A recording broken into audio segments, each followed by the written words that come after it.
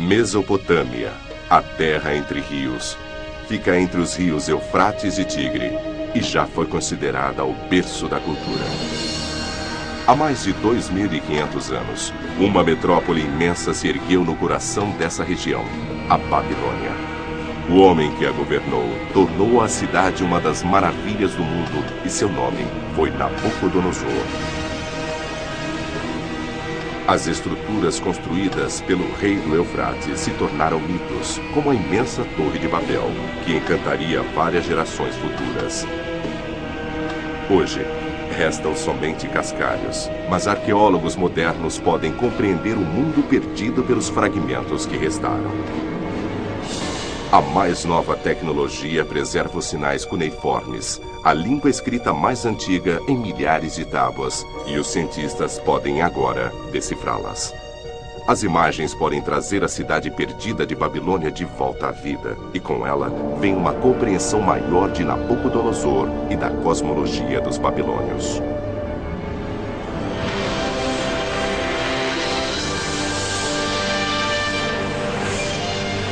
Nabucodonosor.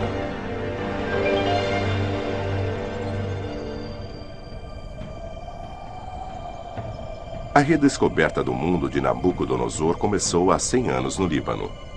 O cônsul francês Henri Poignon explorou a região em volta de Al-Hermil em busca de antigos tesouros artísticos.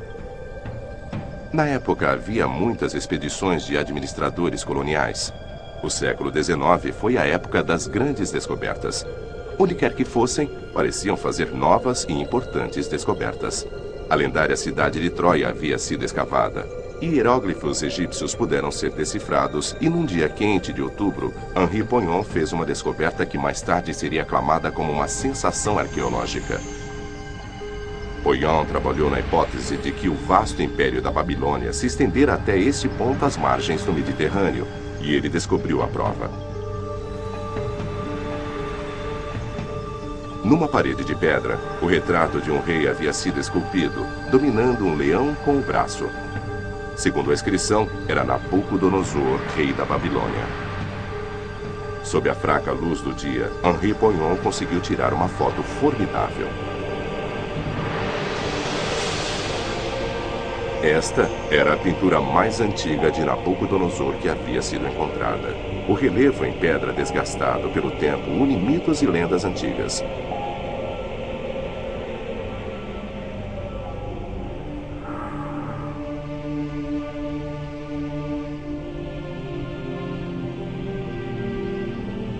O reino de Nabucodonosor se beneficiou da influência dos dois grandes rios, Eufrates e Tigre. Há mais de 2.500 anos antes de Nabucodonosor, as obras de arte eram criadas para testemunhar as conquistas culturais do período e transmitir uma imagem curiosa das pessoas daquela época.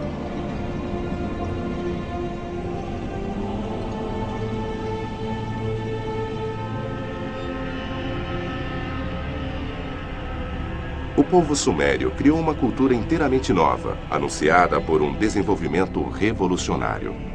A invenção da escrita cuneiforme 3.000 anos antes de Cristo e o crescimento cultural que resultou da invenção de uma língua escrita atingiria seu auge no vasto império da Babilônia de Nabucodonosor.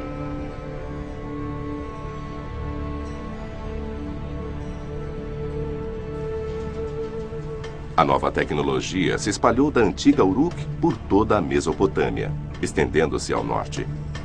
Espalhou-se também para o Mediterrâneo pelo oeste e a esfera cultural da Palestina. O reino de Nabucodonosor se estendia até o Egito e Jerusalém, um autêntico império.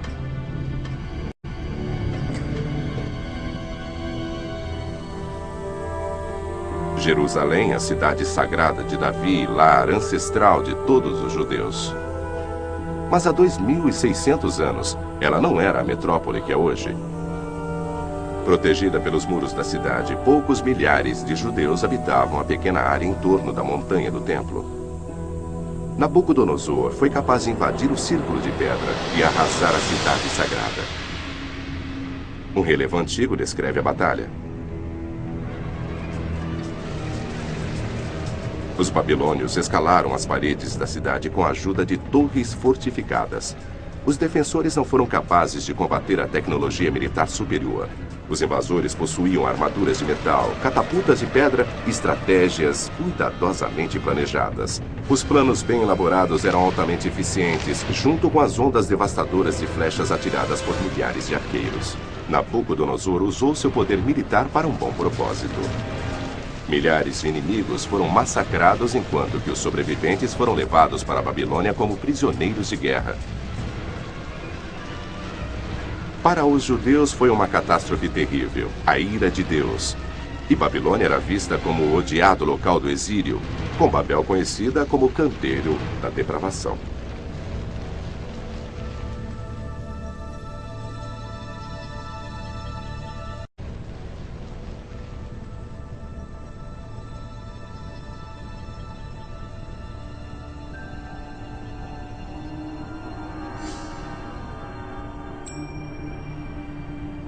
Atualmente, os restos da Babilônia podem ser vistos no Iraque, mas no início do século XX, tudo o que podia ser visto da antiga metrópole eram alicerces e cascalho. Os prédios com apenas 20 anos são meras reconstruções.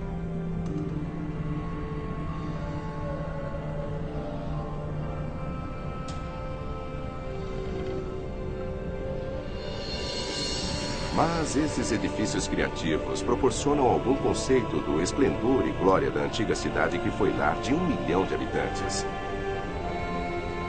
As imensas paredes de cerâmica da Babilônia estão entre as 7 maravilhas do mundo antigo, mas dizem que há uma segunda maravilha do mundo a ser admirada na Babilônia.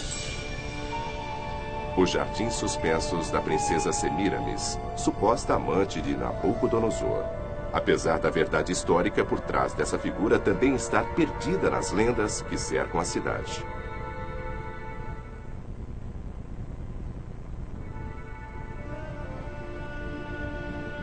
O historiador grego Heródoto, que acredita-se ter visitado Babilônia 100 anos após a morte de Nabucodonosor, foi uma das muitas pessoas capturadas pelo governo.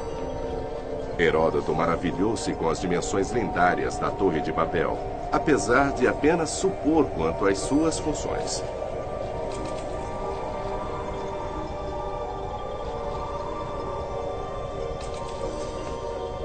Ao tentar descrever o local, ele deixava a imaginação correr solta ao entusiasmar-se com a cidade de ruas de 16 metros de largura, paredes com 25 metros de espessura e uma área urbana que se estendia por 96 quilômetros.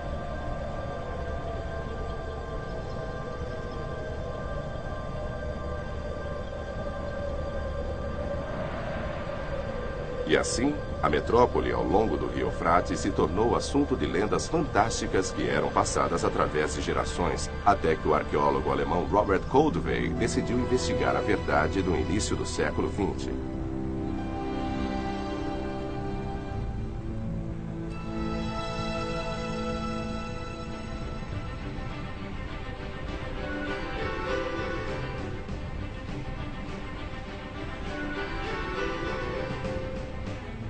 Quando Koldewey chegou ao provável local da antiga cidade da Babilônia, tudo o que podia ser visto eram pilhas de cascalho cobertas de areia do deserto. Mas Koldewey tinha certeza de que a lendária Babel estava enterrada lá. As escavações iniciais revelaram restos de imensas muralhas da cidade e confirmaram sua crença de que somente a cidade da Babilônia poderia ter proteções tão poderosas. Koldewey havia descoberto os restos das muralhas que Heródoto havia relatado com tanta admiração. E os babilônios haviam isolado as estruturas de cerâmica contra a umidade usando betume, uma conquista tecnológica incrível para a época. Koldewey estava obcecado com a ideia de escavar toda a lendária cidade. Por 18 anos, até mesmo durante a Primeira Guerra Mundial, ele escavou o local quase que ininterruptamente. Hoje, seus seguidores ainda trabalham com paz. As escavações que começaram no Iraque há 100 anos os levaram a uma viagem arqueológica de volta no tempo até o Império da Babilônia.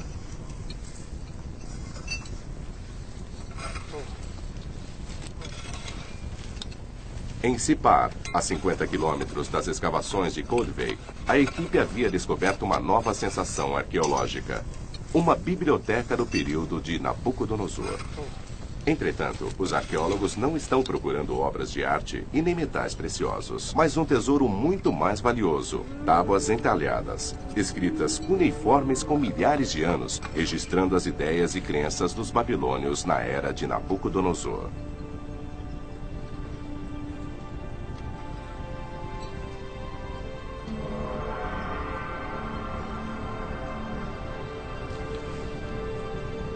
Os arqueólogos desenterraram mais de 300 tábuas de argila, textos valiosos descrevendo rituais e costumes, mitos e política.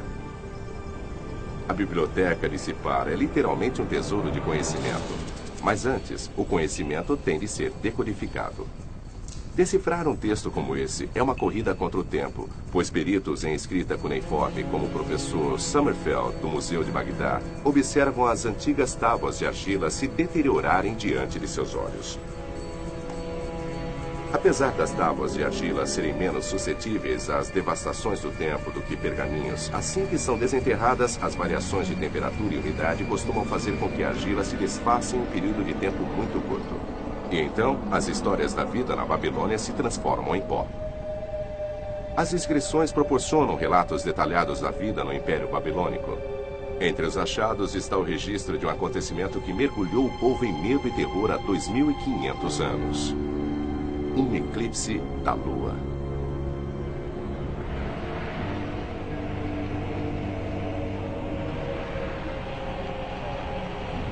As tábuas de argila falam do dia em que a lua desapareceu e sacerdotes de toda a cidade tiveram que acender tochas. As pessoas rapidamente se reuniram nas ruas e usaram as roupas para se protegerem da visão enquanto orações e hinos tomavam toda a cidade.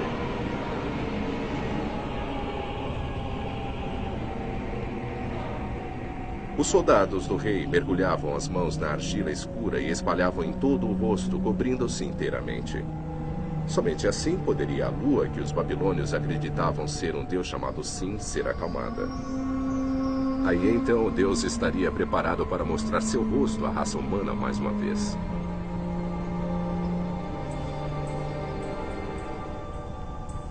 Neste pequeno museu no Iraque, o professor Walter Sommerfeld e seus colegas estudam a coleção de tábuas de argila que estão repletas de descobertas sensacionais. As inscrições desgastadas são verdadeiros tesouros de exploração arqueológica, pois esclarecem um pouco sobre a civilização perdida da Babilônia. Esses povos, os sumérios, babilônios e assírios, eram escritores compulsivos. Eles mantinham um registro de tudo que podia ser preservado em texto, cartas, histórias da vida diária e também todo o conhecimento científico disponível na época. Literatura, mitologia, astrologia, tudo que sabemos sobre eles chegou até nós através das tábuas de argila. E até agora já descobrimos 1 milhão delas. Talvez na região em volta do Iraque possa haver mais 100 milhões enterradas no solo. E só uma pequena parte dos textos que já encontramos, cerca de 25%, foi decifrada. Com tantas tábuas de argila contendo tanta informação, não é de se espantar que arqueólogos queiram preservar o legado de Nabucodonosor com a ajuda da mais alta tecnologia.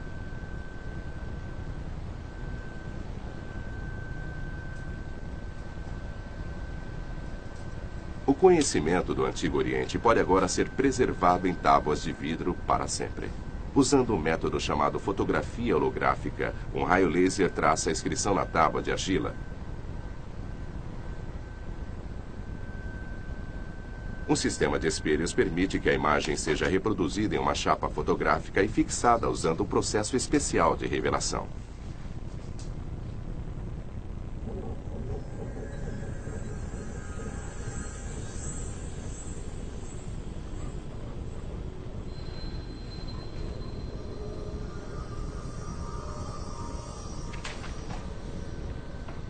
A tecnologia holográfica foi desenvolvida no Instituto de Física da Universidade de Münster. As tábuas de argila aparecem na chapa fotográfica em 3 dimensões para que os peritos possam estudar as características espaciais da escrita cuneiforme, um fator vital ao decifrar o texto.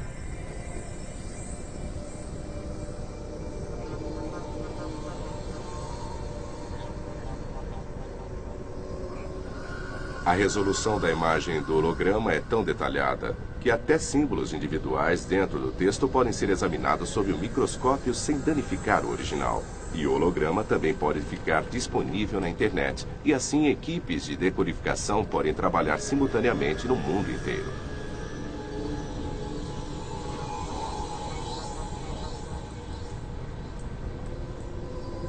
As tábuas com escrita cuneiforme contam histórias antiquíssimas. E agora, a sabedoria da antiga Babilônia pode ser apresentada nas telas de computador da atualidade.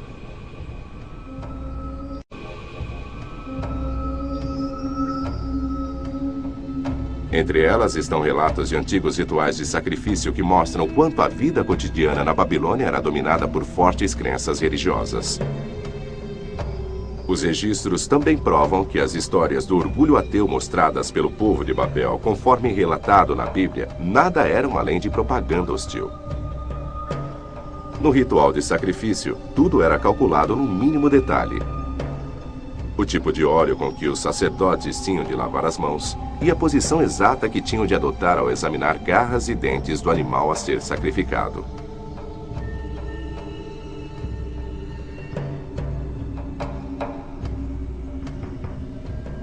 O sumo sacerdote tinha de colocar uma corrente feita de lã vermelha e pedras coloridas em volta do pescoço quando a lua aparecia.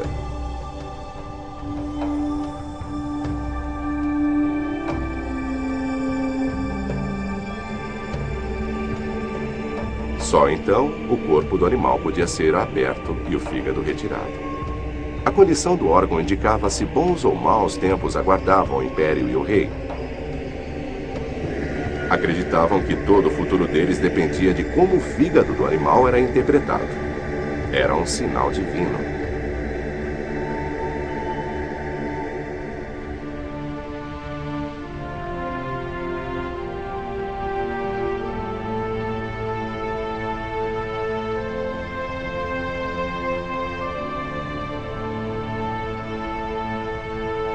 Há 100 anos, Goldvey escreveu que a cultura antiga da Babilônia foi enterrada por um manto de areia movediça. E até hoje, peritos estimam que milhares de textos ainda estejam escondidos sob o solo da Babilônia.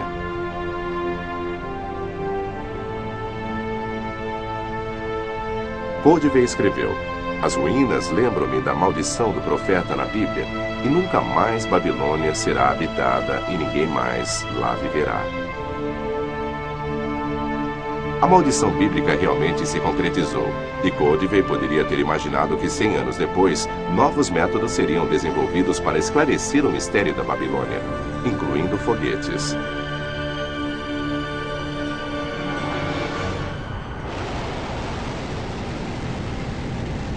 O Soyuz russo carregou um satélite de vigilância até o espaço.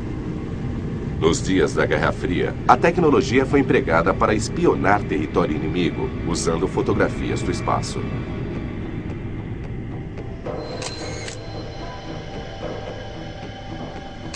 Quando a nave voltou para a Terra, havia 150 fotos de satélite a bordo.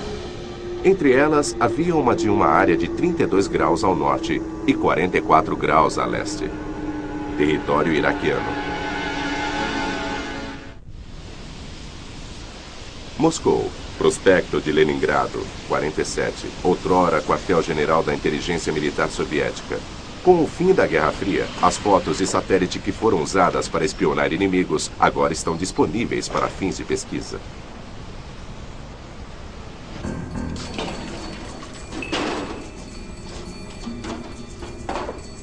As antigas fotos de espionagem no espaço são de enorme importância à arqueologia aérea. Um perito pode obter informações valiosas a partir dessas imagens. Os contornos de estruturas que há muito caíram e estão enterradas bem no fundo do solo podem aparecer em fotos aéreas na forma de variações na vegetação e na cor.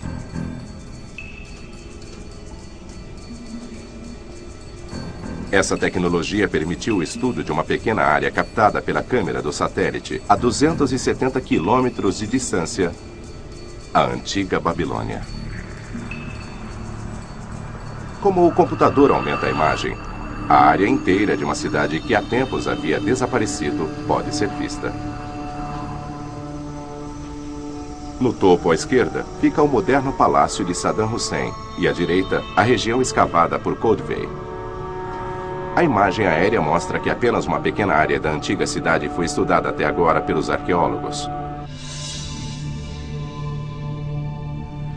Na verdade, a cidade de Nabucodonosor era mais extensa, como mostra esta foto de satélite. Era 60 vezes maior que a reconstrução que pode ser vista hoje.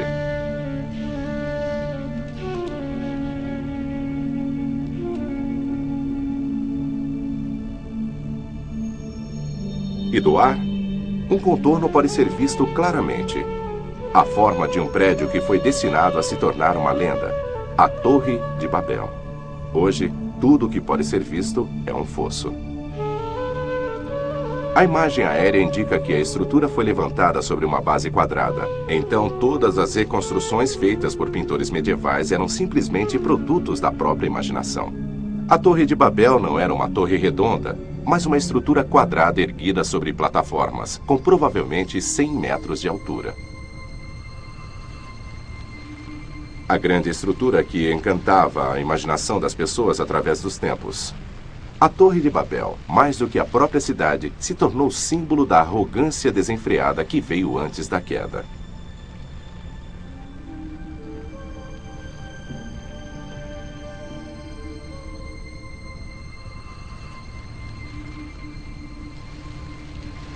Heródoto, o pai da escrita histórica, deve ter visto a Torre de Babel quando metade dela ainda resistia, apesar do declínio da cidade ter começado logo depois que o filho de Nabucodonosor o sucedeu. Pelo menos em sua mente, Heródoto teria sido capaz de retratar a magnífica cena, com a procissão real começando a escalar a torre, subindo ao templo azul no topo, o templo de Marduk, deus da cidade.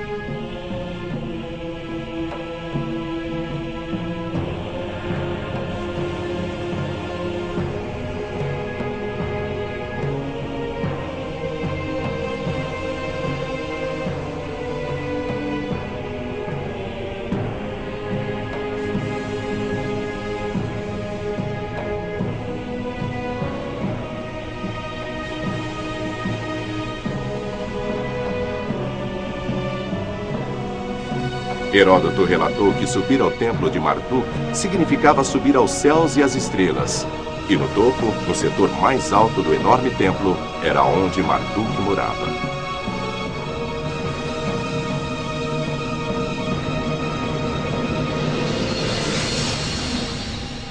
Heródoto deixou a imaginação correr solta e escreveu que, em uma cama dourada, jaz uma Babilônia virgem, consorte do Deus, e de tempos em tempos, o próprio Deus aparece. Marduk, o regente divino, o grande Deus da Babilônia, o Deus que sabe tudo, que vê tudo.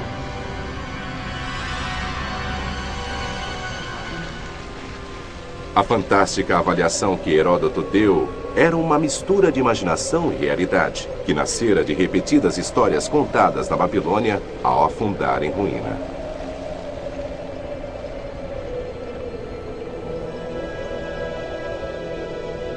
Poucos restos do templo babilônio elevam-se hoje. São apenas cascalho. Mas em Borsippa, que pode ser vista da Babilônia, as ruínas gigantes de outra torre alcançam o céu. Que pode ser vista da Babilônia, as ruínas gigantes de outra torre alcançam o céu.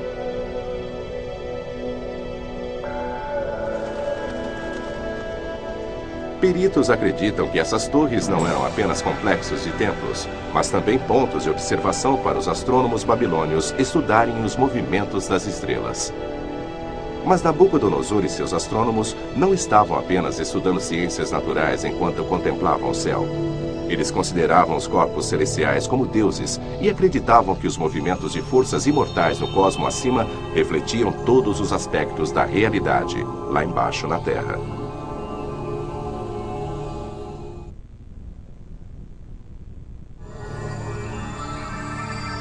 Os astrônomos babilônios na era de Nabucodonosor usavam imensos complexos de templos como pontos de observação para estudar os movimentos das estrelas. Mas eles não estavam apenas estudando ciências naturais, pois acreditavam que corpos celestiais eram deuses e que o comportamento das estrelas, Sol, Lua e dos 5 planetas conhecidos na época serviam para compreender o futuro da vida na Terra.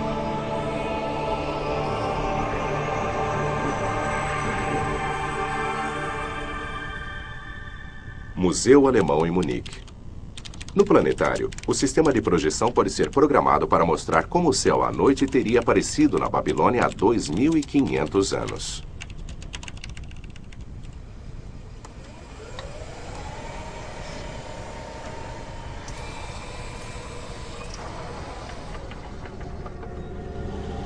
No céu artificial do planetário, milhares de estrelas aparecem como teriam aparecido ao próprio Nabucodonosor.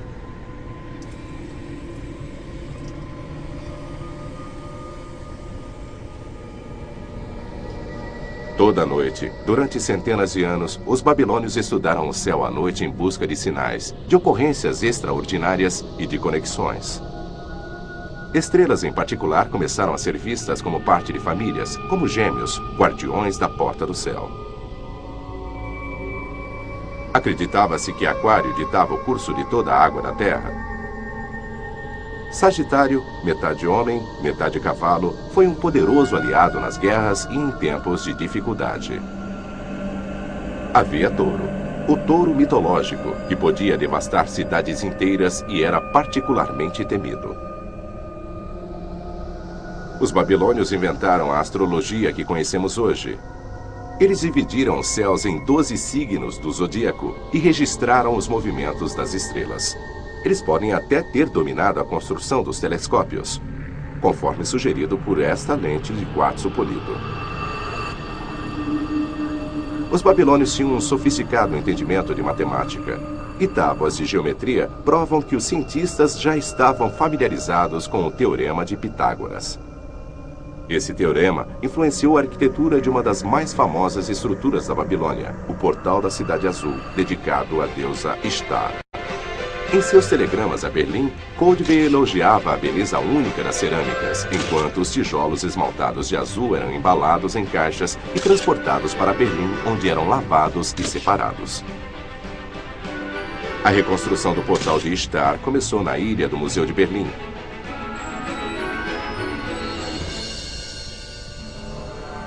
Após 2.500 anos e uma viagem de 5.000 quilômetros, o grande portal da cidade de Nabucodonosor estava terminado, e com ele, muitas pinturas de animais em um estilo bastante típico da arte babilônica.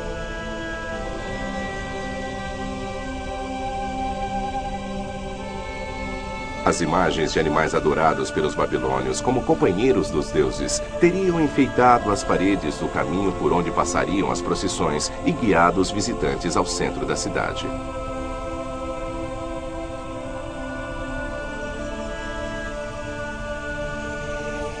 E que impressão irresistível as cerâmicas azuis devem ter deixado naqueles que entravam na cidade dos milagres vindo do calor do deserto.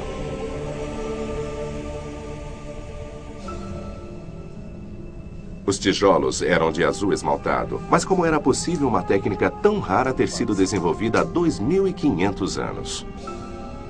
Um químico, Stephen Fitz, submeteu fragmentos da cerâmica da Babilônia à análise do espectro e resolveu o mistério. Junto com o especialista em cerâmica Andreas Fritzsche, ele descobriu o processo técnico complexo utilizado. O passo inicial era muito importante, pois uma mistura precisa de areia e carbonato de sódio derivado de cinza vegetal tinha de ser obtida. A mistura era queimada para criar um tipo de vidro que era então usado como base para o esmalte. Hoje, uma estufa controlada por computador é usada para atingir a temperatura exata de 950 graus centígrados necessária. Como os babilônios mediam e mantinham essa temperatura constante, permanece um mistério. O vidro era então moído até formar um pó fino, necessário para o próximo estágio do procedimento.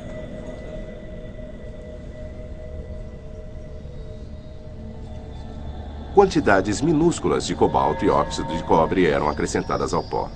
A combinação dos produtos químicos produzia distinta coloração azul brilhante, mas como os antigos babilônios mediram quantidades extremamente precisas dos minerais? Os cientistas de hoje só podem atingir o resultado desejado usando balanças farmacêuticas que têm a precisão em miligramas.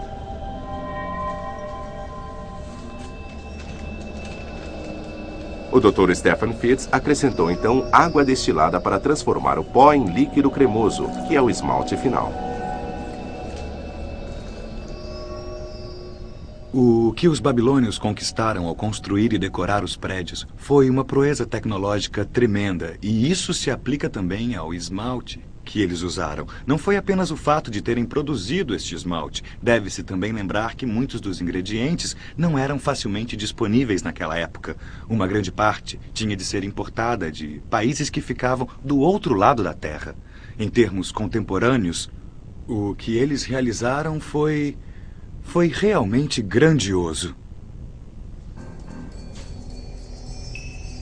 O esmalte era então pintado no tijolo. Finalmente, o objeto era queimado novamente, dessa vez por 12 horas a uma temperatura constante de mais de 1000 graus centígrados.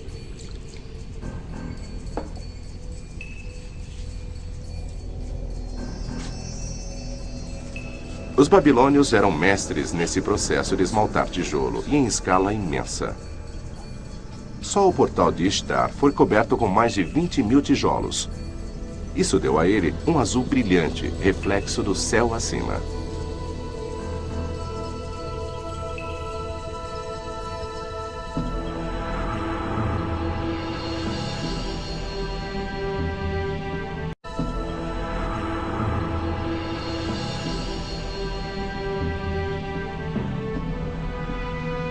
A estrada antes e depois do portal era a estrada dos deuses, o caminho da procissão onde o grande festival do Ano Novo era celebrado. Sabe-se disso devido às inscrições estampadas nos tijolos que leem para os deuses Marduk e Nabu. Eu cimento o interior da estrada com asfalto e tijolos queimados. E sobre eles eu coloco uma camada grossa de pó esmaltado. Que os deuses fiquem satisfeitos ao andarem por este caminho. Nabucodonosor estampou essa mensagem em milhares dos tijolos usados.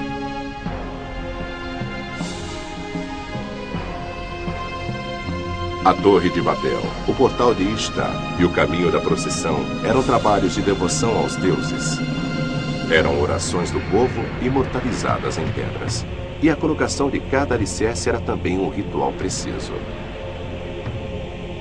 Todas as comidas que forneciam sustento para a vida, óleo, leite, cerveja e tâmaras, tinham um profundo significado religioso quando reis e sacerdotes preparavam o solo para um prédio sob o olhar dos deuses.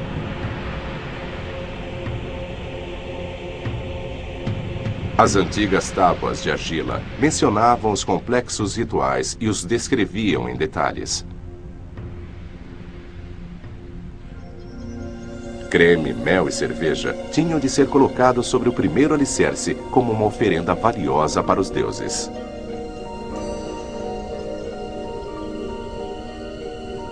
Estatuetas de argila queimada, enviadas dos deuses, eram colocadas na pedra sagrada, cada uma delas segurando uma lança de metal na mão como símbolo do poder divino.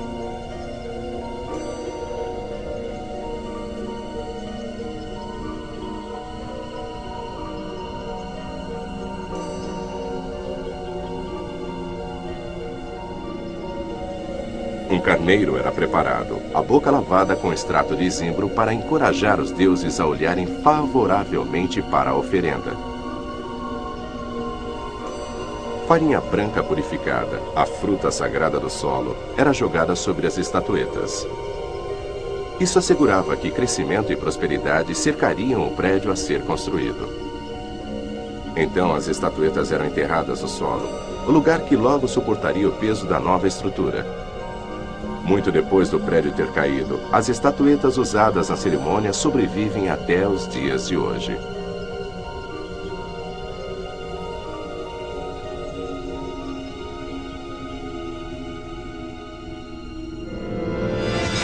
Heródoto também escreveu sobre certos rituais, mas o historiador grego aparentemente não compreendeu seu significado. Apesar de ter sido há muito tempo, a cultura mágica da Babilônia havia desmoronado em ruínas muitos anos antes de ele viajar para a cidade.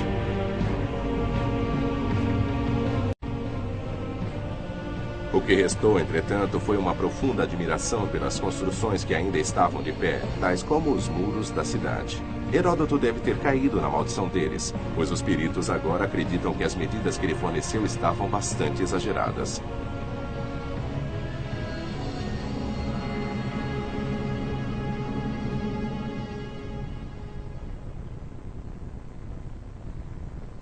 Os cientistas adotaram novos métodos para testar tais teorias. Nesse laboratório, a sétima maravilha do mundo é recriada: as muralhas da Babilônia, em uma escala de 1 para 100.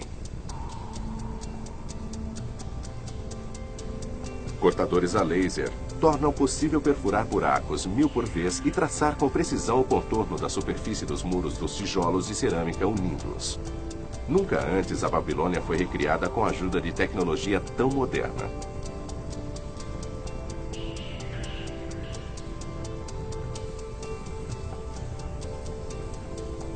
Mas esse trabalho pioneiro não está sendo feito apenas para produzir um modelo de decoração. É um exemplo de arqueologia experimental, e o modelo resultante mostra imediatamente que os dados fornecidos por Heródoto não estavam corretos. Quando as proporções que ele forneceu são empregadas na construção do modelo, o número de parapeitos, por exemplo, não bate com o comprimento de cada parede.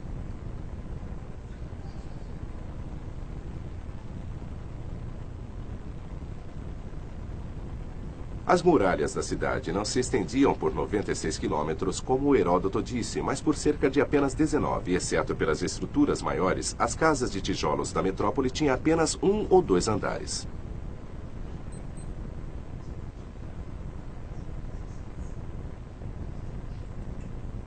A experiência com o modelo ilustra que as ruas seguiam uma planta horizontal que atravessava as casas quase em ângulos retos.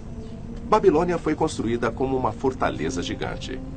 Havia uma parede dupla de 12 metros de altura cercando toda a área urbana. O professor Frommer e o fabricante de maquetes Bernd Kammermeier estão convencidos de que, com a tecnologia militar disponível na época, a cidade teria sido invencível. Os babilônios e suas casas modestas teriam tido uma sensação de absoluta segurança e um forte sentimento de orgulho pela cidade.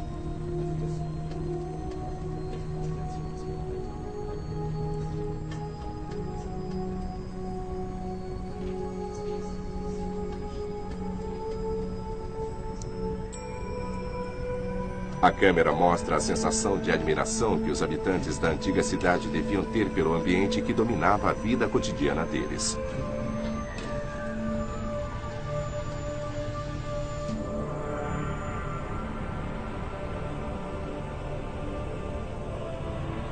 Há 2.500 anos, não havia nada no mundo comparável a esta imagem. Na época, Roma ainda era uma aldeia de cabanas de argila. Constantinopla não existia. E somente 2000 anos depois, a primeira casa seria construída em Nova York.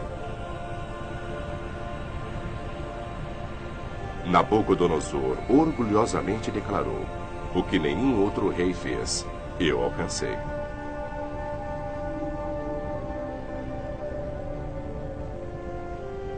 O professor Walter Sommerfeld, da Universidade de Marburg, especula como as pessoas que viviam nessa metrópole celebravam os festivais religiosos.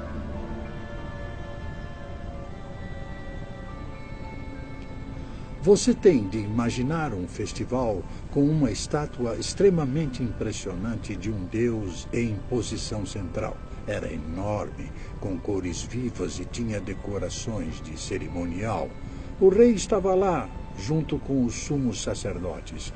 Havia cantorias sob a luz de tochas acesas. Algo parecido a um tipo de sentimento religioso ainda é encontrado na Índia.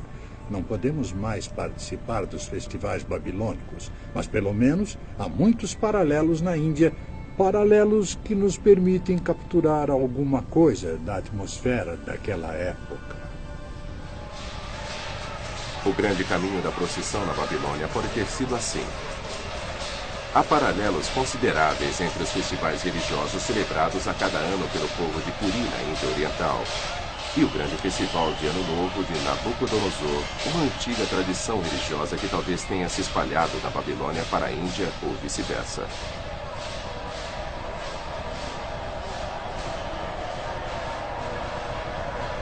comparação das celebrações na Índia com relatos escritos em antigas tábuas de argila é certamente impressionante. Como no festival de Ano Novo da antiga Babilônia, as antigas estátuas dos deuses são trazidas do templo em Puri envoltas em trajes cerimoniosos e colocadas em um carro sagrado. O rei de Puri tem sido comparado a uma reencarnação de Nabucodonosor. Como na época de Nabucodonosor, o rei tem de seguir os costumes, pois são as leis dos deuses.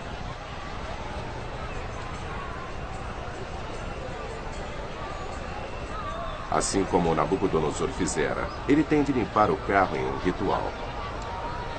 Esta cerimônia religiosa serve para tornar legítima sua lei e para renovar a ligação entre rei, Deus e o povo. Toda a população é envolvida no eufórico ritual.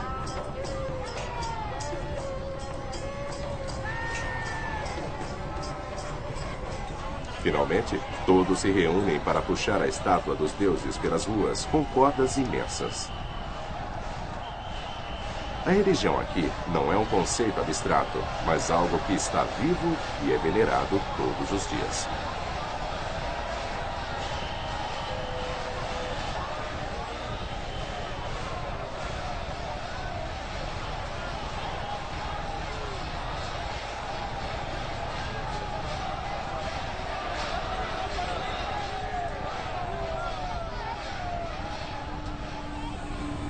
O alvoroço febril da rota da caravana em Puri é um retrato moderno dos rituais antigos de 2.500 anos atrás na Babilônia.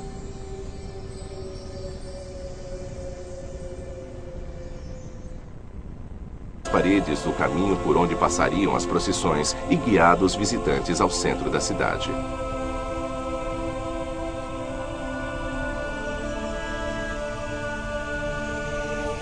E que impressão irresistível as cerâmicas azuis devem ter deixado naqueles que entravam na cidade dos milagres vindo do calor do deserto.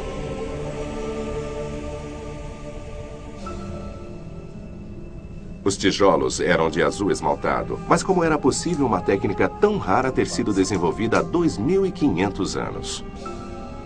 Um químico, Stephen Fitz, submeteu fragmentos da cerâmica da Babilônia à análise do espectro e resolveu o mistério. Junto com o especialista em cerâmica Andreas Fritzsche, ele descobriu o processo técnico complexo utilizado.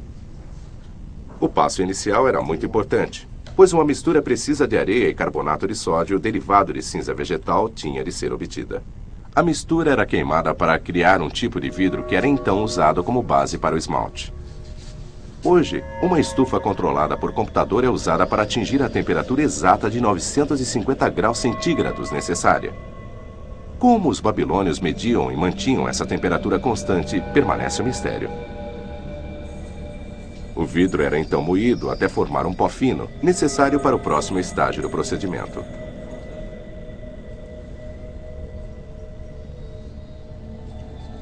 Quantidades minúsculas de cobalto e óxido de cobre eram acrescentadas ao pó. A combinação dos produtos químicos produzia distinta coloração azul brilhante.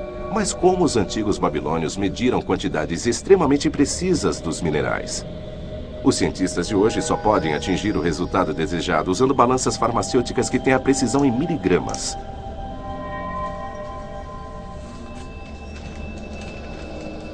O Dr. Stephen Fitz acrescentou então água destilada para transformar o pó em líquido cremoso, que é o esmalte final. O que os babilônios conquistaram ao construir e decorar os prédios foi uma proeza tecnológica tremenda, e isso se aplica também ao esmalte que eles usaram. Não foi apenas o fato de terem produzido este esmalte. Deve-se também lembrar que muitos dos ingredientes não eram facilmente disponíveis naquela época. Uma grande parte tinha de ser importada de países que ficavam do outro lado da Terra. Em termos contemporâneos, o que eles realizaram foi realmente grandioso. O esmalte era então pintado no tijolo. Finalmente, o objeto era queimado novamente, dessa vez por 12 horas a uma temperatura constante de mais de 1000 graus centígrados.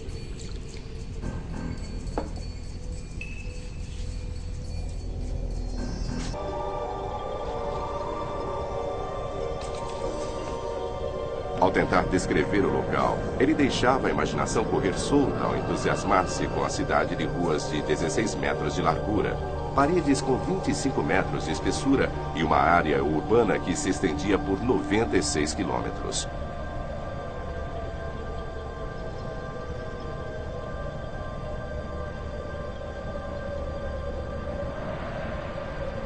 E assim, a metrópole ao longo do Rio Eufrates se tornou assunto de lendas fantásticas que eram passadas através de gerações, até que o arqueólogo alemão Robert Koldewey decidiu investigar a verdade no início do século XX.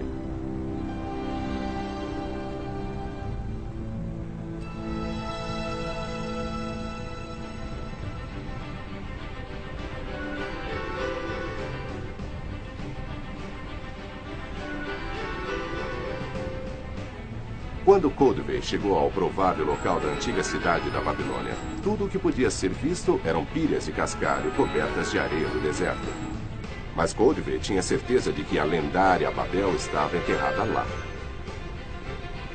As escavações iniciais revelaram restos de imensas muralhas da cidade e confirmaram sua crença de que somente a cidade da Babilônia poderia ter proteções tão poderosas. Koldewey havia descoberto os restos das muralhas que Heródoto havia relatado com tanta admiração. E os babilônios haviam isolado as estruturas de cerâmica contra a umidade usando betume, uma conquista tecnológica incrível para a época. Koldewey estava obcecado com a ideia de escavar toda a lendária cidade.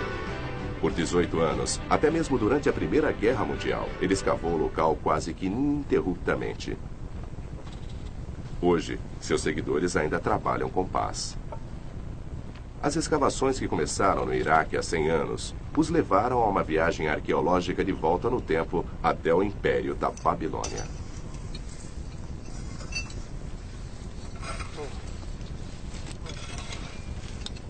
Em Sippar, a 50 quilômetros das escavações de Koldewey, a equipe havia descoberto uma nova sensação arqueológica. Uma biblioteca do período de Nabucodonosor. Entretanto, os arqueólogos não estão procurando obras de arte e nem metais preciosos, mas um tesouro muito mais valioso: tábuas entalhadas, escritas cuneiformes com milhares de anos, registrando as ideias e crenças dos babilônios na era de Nabucodonosor.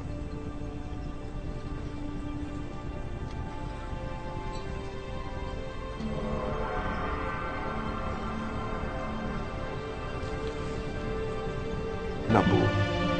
Eu cimento o interior da estrada com asfalto e tijolos queimados. E sobre eles, eu coloco uma camada grossa de pó esmaltado. Que os deuses fiquem satisfeitos ao andarem por este caminho. Nabucodonosor estampou essa mensagem em milhares dos tijolos usados.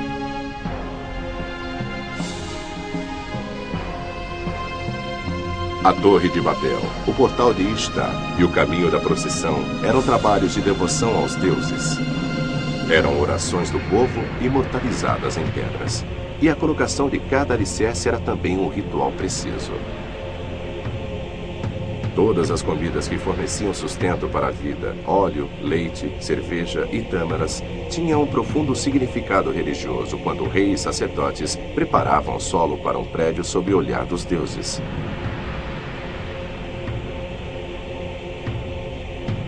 As antigas tábuas de argila mencionavam os complexos rituais e os descreviam em detalhes. Creme, mel e cerveja tinham de ser colocados sobre o primeiro alicerce como uma oferenda valiosa para os deuses.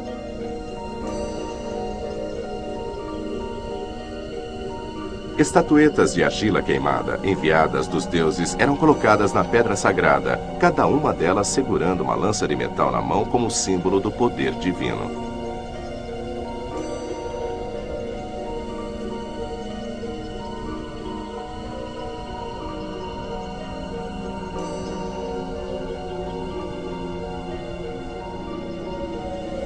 Um carneiro era preparado, a boca lavada com extrato de zimbro para encorajar os deuses a olharem favoravelmente para a oferenda. Farinha branca purificada, a fruta sagrada do solo, era jogada sobre as estatuetas. Isso assegurava que crescimento e prosperidade cercariam o prédio a ser construído. Então as estatuetas eram enterradas no solo, o lugar que logo suportaria o peso da nova estrutura. Muito depois do prédio ter caído, as estatuetas usadas na cerimônia sobrevivem até os dias de hoje.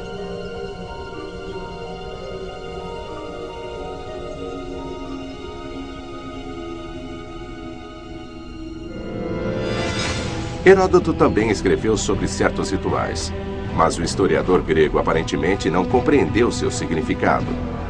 Apesar de ter sido há muito tempo, a cultura mágica da Babilônia havia desmoronado em ruínas muitos anos antes de ele viajar para a cidade.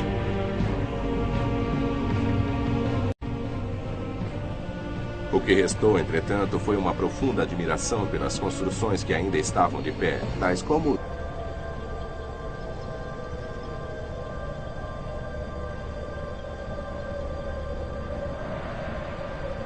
E assim, a metrópole ao longo do rio Eufrates se tornou assunto de lendas fantásticas que eram passadas através de gerações, até que o arqueólogo alemão Robert Koldewey decidiu investigar a verdade no início do século XX.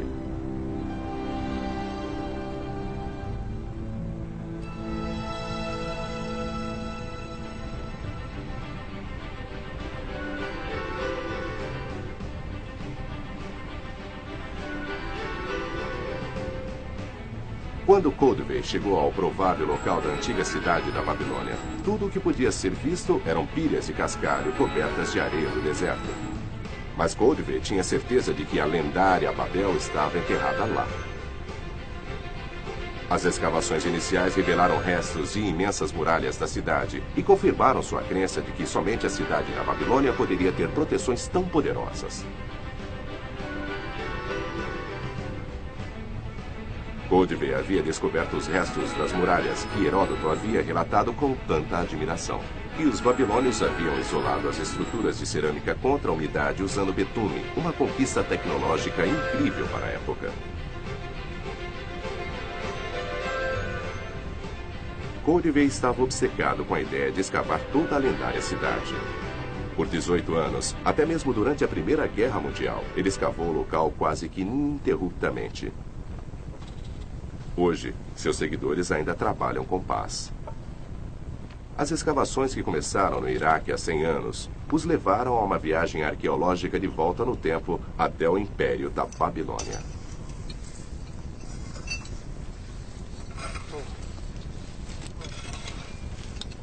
Em Sippar, a 50 quilômetros das escavações de Koldewey, a equipe havia descoberto uma nova sensação arqueológica. Uma biblioteca do período de Nabucodonosor. Entretanto, os arqueólogos não estão procurando obras de arte e nem metais preciosos, mas um tesouro muito mais valioso: tábuas entalhadas, escritas cuneiformes com milhares de anos, registrando as ideias e crenças dos babilônios na era de Nabucodonosor.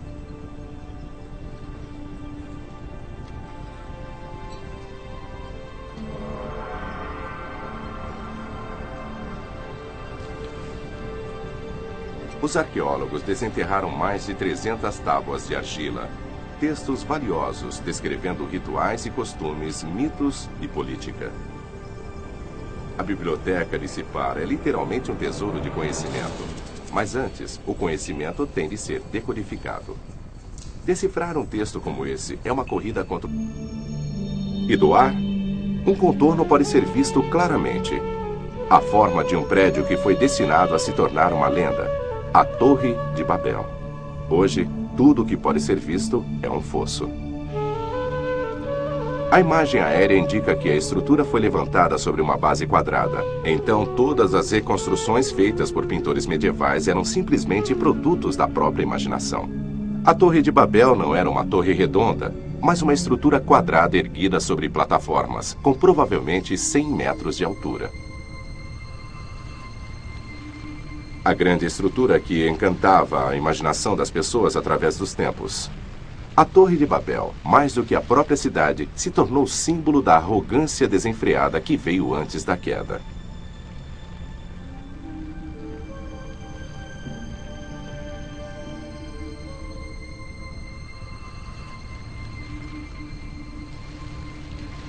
Heródoto, o pai da escrita histórica, deve ter visto a Torre de Babel quando metade dela ainda resistia, apesar do declínio da cidade ter começado logo depois que o filho de Nabucodonosor o sucedeu. Pelo menos em sua mente, Heródoto teria sido capaz de retratar a magnífica cena, com a procissão real começando a escalar a torre, subindo ao templo azul no topo, o templo de Marduk, deus da cidade.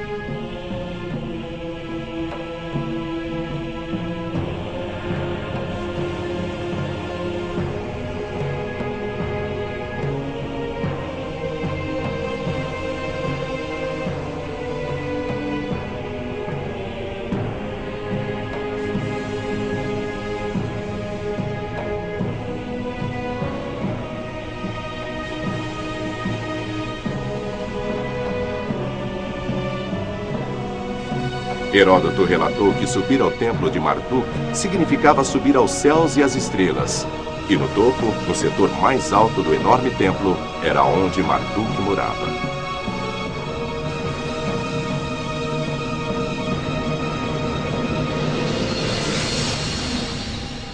Heródoto deixou a imaginação correr solta e escreveu que, em uma cama dourada, jaz uma Babilônia virgem, consorte do Deus, e de tempos em tempos, o próprio Deus aparece.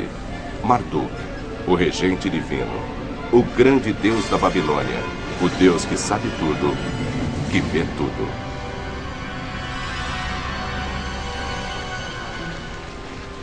A fantástica avaliação que Heródoto deu era uma mistura de imaginação e realidade, que nascera de repetidas histórias contadas na Babilônia ao afundar em ruína. Ala imensa. Só o portal de Ishtar foi coberto com mais de 20.000 tijolos. Isso deu a ele um azul brilhante, reflexo do céu acima.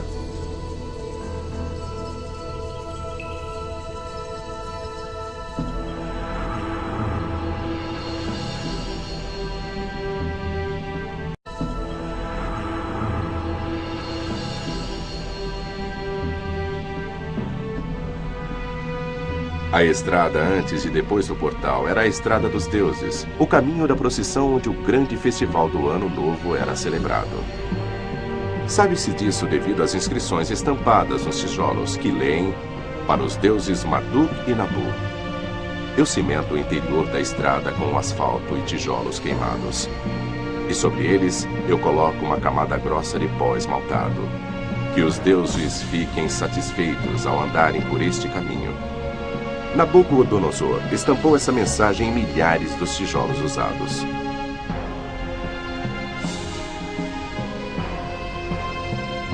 A Torre de Babel, o portal de Ishtar e o caminho da procissão eram trabalhos de devoção aos deuses. Eram orações do povo imortalizadas em pedras. E a colocação de cada alicerce era também um ritual preciso. Todas as comidas que forneciam sustento para a vida, óleo, leite, cerveja e tâmaras, tinham um profundo significado religioso quando reis e sacerdotes preparavam o solo para um prédio sob o olhar dos deuses.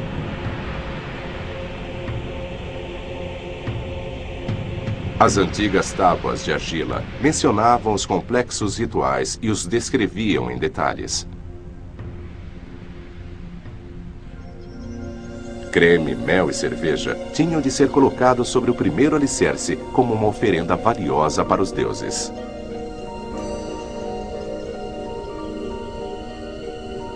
Estatuetas de argila queimada, enviadas dos deuses, eram colocadas na pedra sagrada, cada uma delas segurando uma lança de metal na mão como símbolo do poder divino.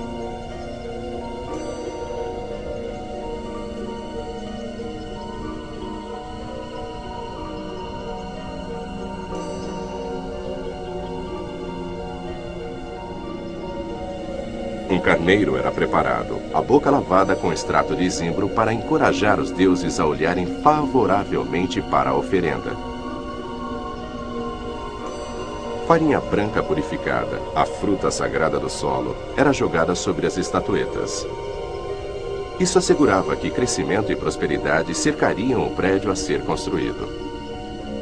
Então as estatuetas eram enterradas no solo, o lugar que logo suportaria o peso da O reino de Nabucodonosor se beneficiou da influência dos dois grandes rios, Eufrates e Tigre. Há mais de 2.500 anos antes de Nabucodonosor, as obras de arte eram criadas para testemunhar as conquistas culturais do período e transmitir uma imagem curiosa das pessoas daquela época.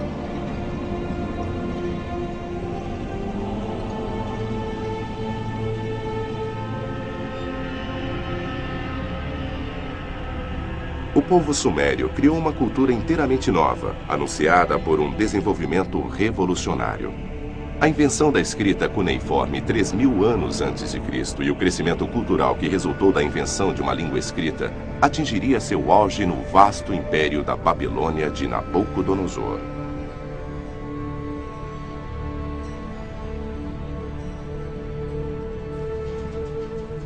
A nova tecnologia se espalhou da antiga Uruk por toda a Mesopotâmia, estendendo-se ao norte. Espalhou-se também para o Mediterrâneo pelo oeste e a esfera cultural da Palestina. O reino de Nabucodonosor se estendia até o Egito e Jerusalém, um autêntico império.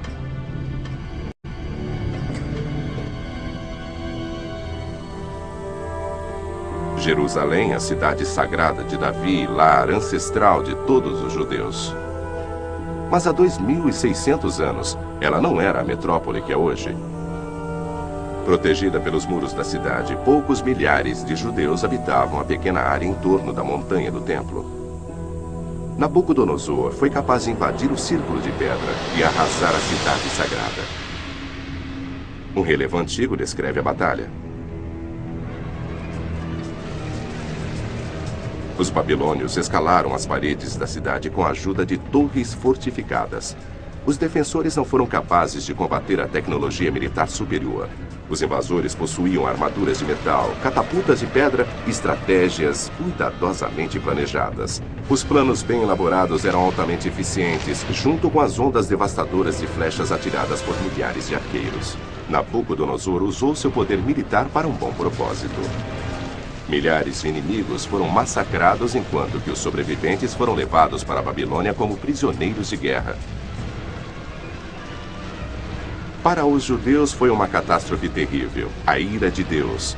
E Babilônia era vista como o odiado local do exílio, com Babel conhecida como o canteiro da depravação.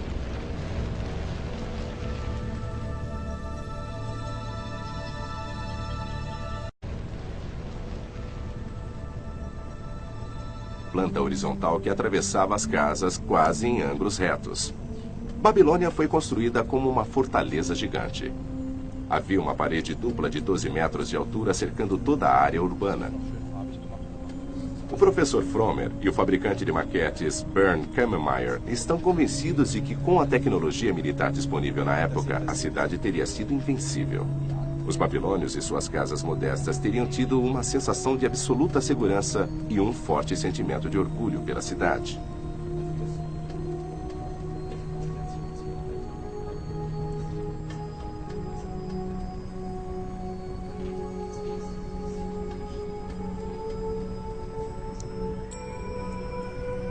A câmera mostra a sensação de admiração que os habitantes da antiga cidade deviam ter pelo ambiente que dominava a vida cotidiana deles.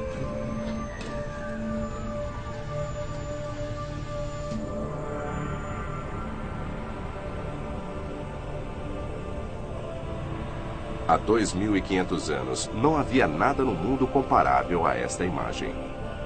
Na época, Roma ainda era uma aldeia de cabanas de argila. Constantinopla não existia. E somente 2.000 anos depois, a primeira casa seria construída em Nova York. Nabucodonosor orgulhosamente declarou: "O que nenhum outro rei fez, eu alcancei."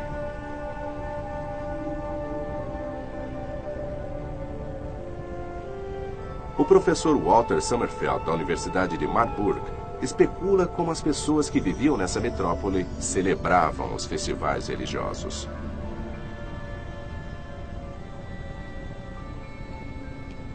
Você tem de imaginar um festival com uma estátua extremamente impressionante de um deus em posição central. Era enorme, com cores vivas e tinha decorações de cerimonial. O rei estava lá, junto com os sumos sacerdotes. Havia cantorias sob a luz de tochas acesas. Algo parecido a um tipo de sentimento religioso ainda é encontrado na Índia.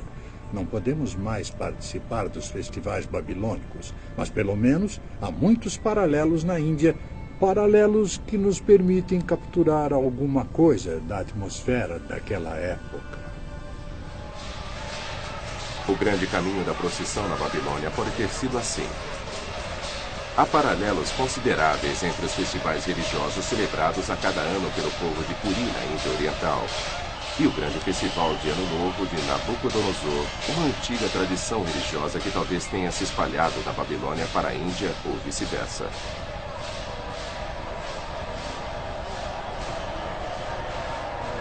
Se deteriorarem diante de seus olhos. Apesar das tábuas de argila serem menos suscetíveis às devastações do tempo do que pergaminhos, assim que são desenterradas, as variações de temperatura e umidade costumam fazer com que a argila se desfaça em um período de tempo muito curto.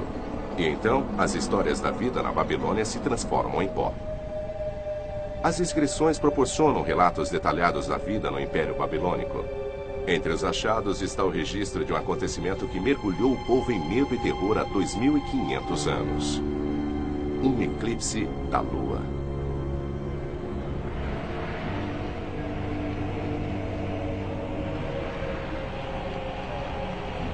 As tábuas de argila falam do dia em que a Lua desapareceu e sacerdotes de toda a cidade tiveram que acender tochas. As pessoas rapidamente se reuniram nas ruas e usaram as roupas para se protegerem da visão enquanto orações e hinos tomavam toda a cidade.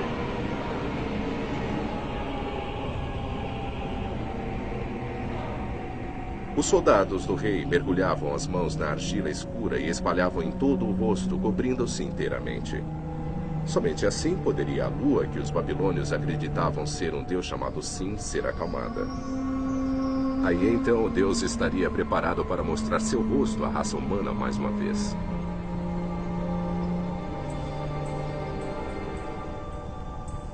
Neste pequeno museu no Iraque, o professor Walter Sommerfeld e seus colegas estudam a coleção de tábuas de argila que estão repletas de descobertas sensacionais. As inscrições desgastadas são verdadeiros tesouros de exploração arqueológica, pois esclarecem um pouco sobre a civilização perdida da Babilônia. Esses povos, os sumérios, babilônios e assírios, eram escritores compulsivos. Eles mantinham um registro de tudo que podia ser preservado em texto, cartas, histórias da vida diária e também todo o conhecimento científico disponível na época. Literatura, mitologia, astrologia, tudo que sabemos sobre eles chegou até nós através das tábuas de argila. E até agora já descobrimos 1 milhão delas. Talvez na região em volta do Iraque possa haver mais 100 milhões enterradas no solo. E só uma pequena parte dos textos que já encontramos, cerca de 25%, foi decifrada. Com tantas tábuas de argila contendo tanta informação, não é de se espantar que arqueólogos queiram preservar o legado de Nabucodonosor com a ajuda da mais alta tecnologia.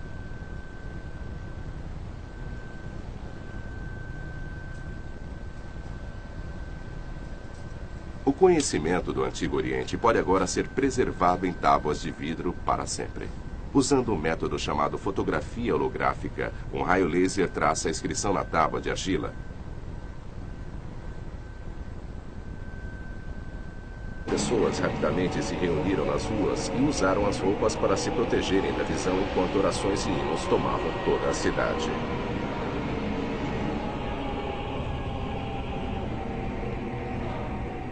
Os soldados do rei mergulhavam as mãos na argila escura e espalhavam em todo o rosto, cobrindo-se inteiramente.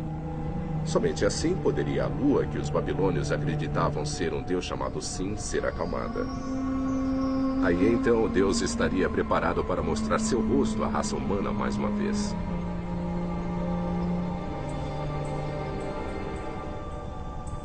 Neste pequeno museu no Iraque, o professor Walter Sommerfeld e seus colegas estudam a coleção de tábuas de argila que estão repletas de descobertas sensacionais.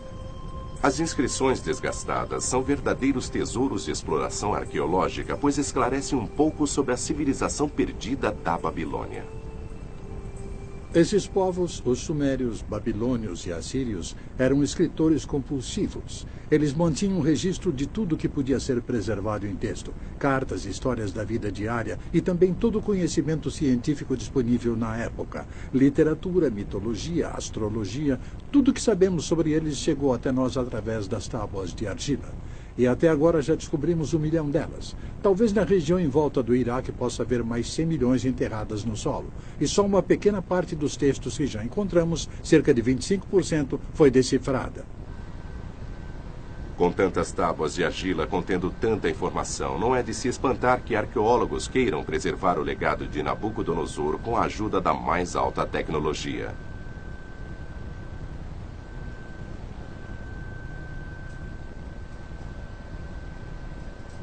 O conhecimento do Antigo Oriente pode agora ser preservado em tábuas de vidro para sempre. Usando um método chamado fotografia holográfica, um raio laser traça a inscrição na tábua de argila. Um sistema de espelhos permite que a imagem seja reproduzida em uma chapa fotográfica e fixada usando um processo especial de revelação.